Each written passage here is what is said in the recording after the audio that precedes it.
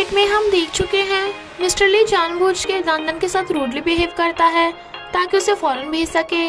आगे हम देखेंगे। आई सजेस्ट आप पार्ट 29 से पहले पार्ट 28 भी देख लीजिए, जिसका लिंक आपको ऊपर आई बटन पर मिल जाएगा।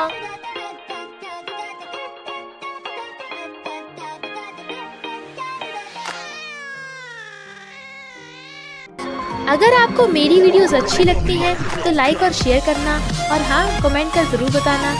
और ऐसी ही नई नई लेटेस्ट वीडियोस देखने के लिए हमारे चैनल को सब्सक्राइब भी कर देना। पार्ट 29 में हम देखते हैं मिस्टर ली बैठा ड्रिंक कर रहा था। मॉर्निंग में मेड बताती है कि पहली बार ऐसा हुआ मिस्टर ली ने रात भर पूरी ड्रिंक की बॉटल ही खाली कर दी। मिस वैंग कहती है इतना ड्रिंक तो उसने तब भी नहीं किया था जब उसकी वाइफ की डेथ हुई थी। सारा सोचती है उस खड़ूस के पास मेरे साथ डेट पे जाने का टाइम नहीं है, पर ड्रिंक करने का है। नाना सोचती है मिस्टर ली ने कल रात मेरे साथ रूडली बिहेव किया था ना, शायद इसी वजह से सैड होकर उसने ड्रिंक किया होगा। और भाग के अच्छा कहती है मिस्टर ली अच्छा हुआ तुम मिल गए, मुझे लगा तुम काम पे चले गए होंगे। लो ये हैंगओवर जूस, तुमने मेरी वजह से ड्रिंक किया था ना, तो इसे पीकर अच्छा फील होगा। मिस्टर ली कहता है तुम्हें क्या लगता है कल मैं मजाक कर रहा था। वो उसे हैंगओवर मेडिसिन पकड़ाने लगी थी, बट मिस्टर ली फेंक देता है तुम पगला गई हो क्या, मैंने तुम्हें कल अपनी लिमिट क्रॉस करने से मना किया था ना, लगता तुम्हें एक बार में समझ में नहीं आता, आगे से ऐसी हरकत मत करना। और चला जाता है। नाना रोती हुई बोतल उठाती है। सीचन और सीजोंग उन्हें देख रहे थे। सीजोंग कहता है सीचन डैडी तो बहुत रूड है। सीचन कहता है डैडी ऐसा बिहेव क्यों कर रहे हैं, मुझे लगता है ना वो मिस दानन को फौरन भेजने के लिए ऐसा कर रहे हैं। सीजोंग पूछता है पर क्यों। सीजन कहता है क्योंकि डैडी उन्हें लव करते हैं। सीजोंग कहता है जब वो उन्हें लव करते हैं तो खुद से दूर क्यों भेज रहे हैं। वो कहता है जब तू बड़ा हो जाएगा ना तो समझेगा। सीजोंग कंफ्यूज था। मिस्टर पार्क के मना करने के बाद भी एना उसे न्यू कपड़े दिला रही थी ताकि फास्ट फूड के लिए फोटो खिंचवा सके। एना कहती है मुझे बड़ी भूख लगी है। मिस्टर पार्क कहते हैं तो मैं तुम्हारे लिए कुछ बना दूंगा। वो कहती है नहीं, मैं तुम्हारे लिए कुछ स्पेशल डिश बनाऊंगी, मेरी सीक्रेट रेसिपी है। और दोनों हंसते हुए जाते हैं। दूसरी शॉप वाला देख लेता है कि मिस्टर पार्क एक किस अमीर लेडी के साथ हाथ में हाथ डाल के घूम रहा है, और मॉम और ग्रैंडमा को बताने वाला था, पर उसका मालिक उसे पकड़ के ले जाता है। एना उसे डिश बना के देती है। वो कहते हैं ये तो किमची सूप है, मैंने बहुत पहले खाया था। और खाती उन्हें याद आती है कि उनकी एक्स वाइफ बिल्कुल ऐसी ही किमची सूप बनाती थी। ये बोल के कि ये बहुत कम लोगों को बनाना आता है। एना पूछती है क्या हुआ, पसंद नहीं आया। वो कहते हैं ऐसा नहीं है, ये बहुत टेस्टी है, पर मुझे कभी खाने को नहीं मिला, तुम्हें कैसे आता है। वो कहती है मुझे ये पसंद आई थी ना तो मैंने किसी से सीख लिया था, पर सोचती है कहीं मिस्टर पार्क को मुझ पे शक ना हो जाए। सारा की मॉम की माँ उसे मार रही थी कि तेरी चोरी करने की वजह से मुझे नर्क में लेके जा रहे हैं, तो सारा की मॉम डर के मारे सपने से उठ जाती है। और मिस वैंग मिलके प्लान बनाते हैं कि मिस वैंग रियोन को ब्लाइंड डेट पे लेके जाएगी। इधर रियोन बड़ा दिल लगा के रेस्टोरेंट को मैं सर्व कर रही थी, बट उससे गलती से तोबोकी कस्टमर के ऊपर गिर जाती है, तो सॉरी बोलती है, पर कस्टमर बहुत ज्यादा गुस्से में थी। मॉम रियोन से कहती है प्लीज तुम यहाँ मत आया करो। रियोन माफी मांगती है तो मॉम उस पर चिल्ला पड़ती हैं। देवम कहता है रियोन ने जानबूझ के थोड़ी ना गिराया था, वो पूरी कोशिश कर रही है, और उसे हक कर छुपाता है। रियोन सॉरी बोल के चली जाती है तो देवम पीछे भागता है। मिस वैंग रियोन को फोन कर बुला लेती है खाने पे, तो वो मजे से खा रही थी। तभी एक लड़का आकर कहता है अरे तुम तो रियोन हो ना, क्या कोइंसिडेंस है। रियोन बताती है कि ये मेरा फ्रेंड है सिंघो, और ये उसकी मॉम। मिस वैंग कहती है तुम रियोन के फ्रेंड हो तो चलो साथ में खाते हैं। इनफैक्ट यही तो मिस वैंग का प्लान था। सिंघो बताता है कि मेरा स्कूल टाइम से रियोन पे क्रश था, पर छोटा होने की वजह से मैं कभी बता नहीं पाया। रियोन अब हम कोरिया में ही हैं, तो हम फ्रेंड्स मिलते रहेंगे। सीजो कंफ्यूज था और कहता है सीजन मुझे तो कुछ समझ में नहीं आ रहा कि लव को समझना इतना मुश्किल क्यों है। सीजन कहता है सीजो मुझे एक बढ़िया आइडिया आया है। वो पूछता है सच में, बताना क्या है। सीजन कहता है हम डैडी को स्काई रिजॉर्ट के बहाने वेकेशन होम पे लेके जाएंगे। सीजोंग कहता है फिर तो मैं स्काई रिजॉर्ट में स्केटिंग करूंगा। वो कहता है हम वहाँ स्केटिंग करने नहीं जा रहे, हमें अपना मिशन कंप्लीट करना है। सीचंग कहता है ओके ओके, पर क्या हम पूरी फैमिली जाएंगे? वो कहता है नहीं तो सिर्फ तुम, मैं, डैडी और मिस तानदान। तो हम दोनों उन दोनों को वेकेशन होम में लॉक कर देंगे। जब वो दोनों अंधेरे में अकेले होंगे तो एक दूसरे के क्लोज आ जाएंगे।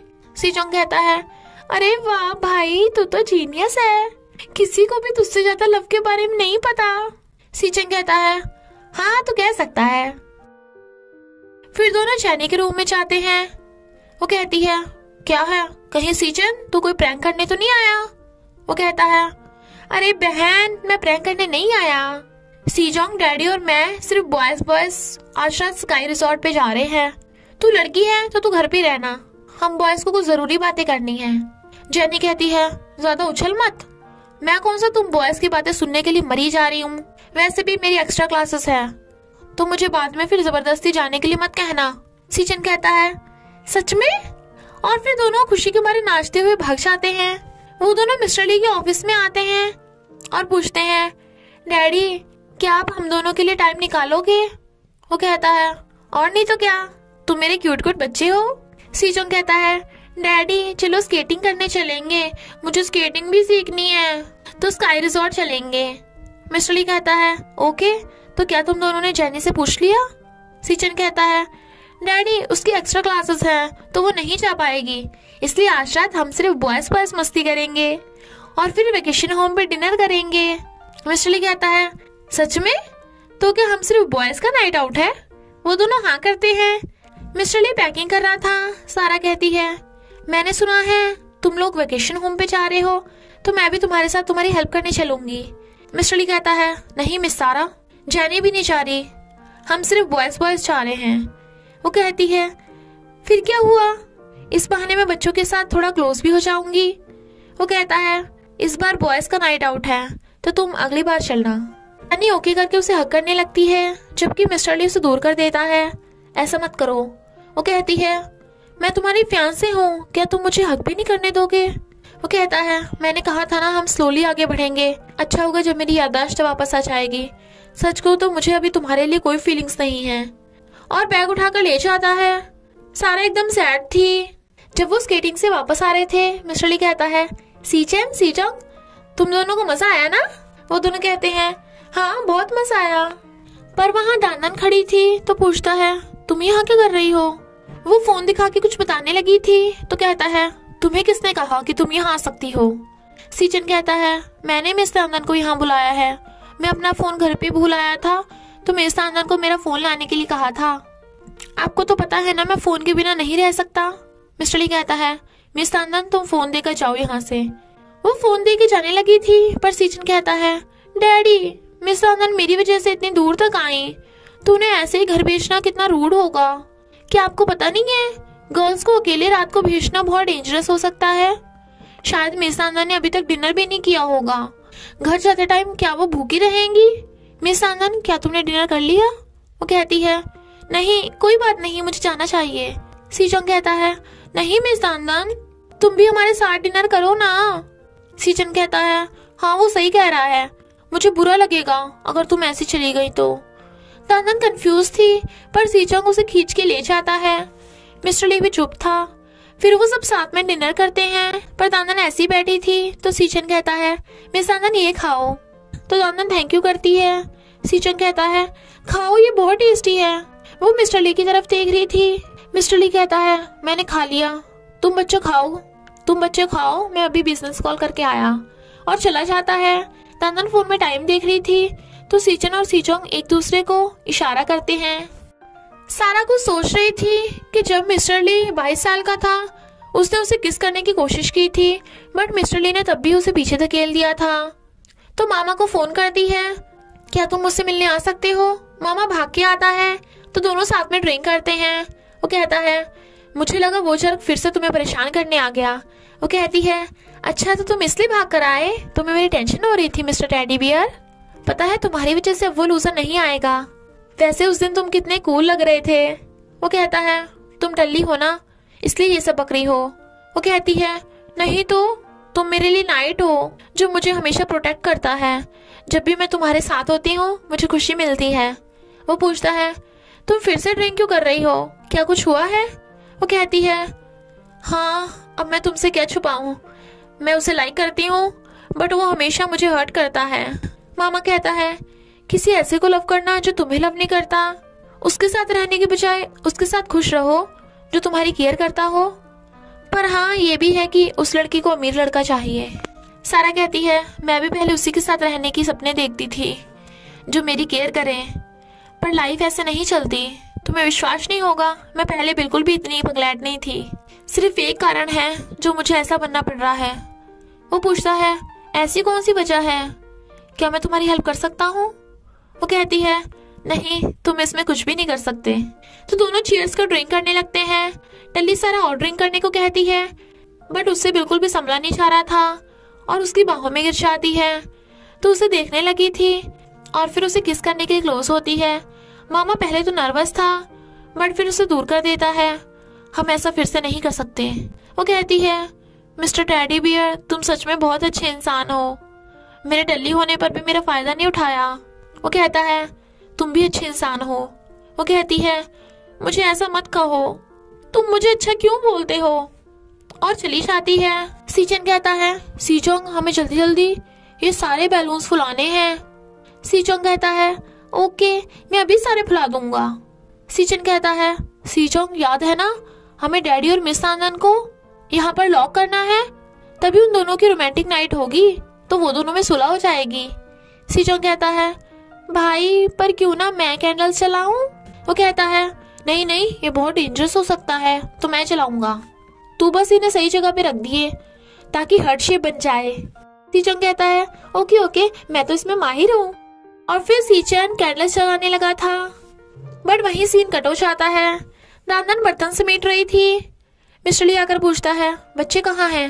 वो कहती है, वो दोनों अंदर चले गए होंगे। मिस्टर ली कहता है, नहीं तो मैं तो वहीं से आ रहा हूँ, वो दोनों अंदर नहीं है, वो दोनों तो तुम्हारे साथ बाहर ही थे। दादन कहती है, नहीं मुझे लगा तुम बच्चों के साथ अंदर हो। मिस्टर ली सीचन को फोन करता है पर उसका फोन वहीं बाहर रखा था। तो कहता है, मुझे कुछ ठीक नहीं लग रहा, मैं बच्चों को फिशिंग साइट पे ढूंढने जा रहा हूँ, तुम यहीं आसपास अच्छे से ढूंढ लो, अगर वो मिले तो मुझे फोन कर देना। और भागता है। दादन भी भागती है। मिस्टर ली बहुत दूर आ गया था और सीचन सीचन को आवाज मार के ढूंढ रहा था। दादन चिल्लाती है, आग, यहाँ पर आग लग गई। मिस्टर ली ये सुन भागता है। दादन कहती है, सीचन सीजोंग, और गेट खोलती है। सीचन सीजोंग अंदर से हेल्प के लिए चिल्ला रहे थे। वो कहती है, रो मत मैं अभी आती हूँ, और आग के अंदर घुस जाती है। सीचन सीजोंग एक कोने में बैठे रो रहे थे तो भाग के जा सीचोंग को गोदी में उठा लेती है और सीचन को भी आग से बचाने लगी थी, पर आग ऊपर से नीचे गिरने लगी थी। तो कहती है, सीचन तुम अभी यहीं रुको, और वो सीचोंग को गोद में उठाकर बाहर छुड़ाती है। फिर वो वापस आकर सीचन को अपने कपड़े में लपेट कर ले जाने लगी थी, पर एक आकर डंडा बीच में गिर जाता है। वो सीचन को उसके नीचे से बाहर निकाल देती है, बट दादन का बाहर जाने का रास्ता बिल्कुल बंद हो गया था और बेहोश होने लगती है। बाहर खड़े सीचन सीजोंग रो रहे थे, मिस दादन जल्दी बाहर आओ। और इसी के साथ पार्ट 29 का एंड हो जाता है। तो सीचन और सीजोंग क्या करेंगे और दादन को आग से कौन बचाएगा, ये जानने के लिए आपको पार्ट 30 देखना होगा। तो बस थोड़ा सा इंतजार करना, फिर मिलेंगे नेक्स्ट पार्ट में।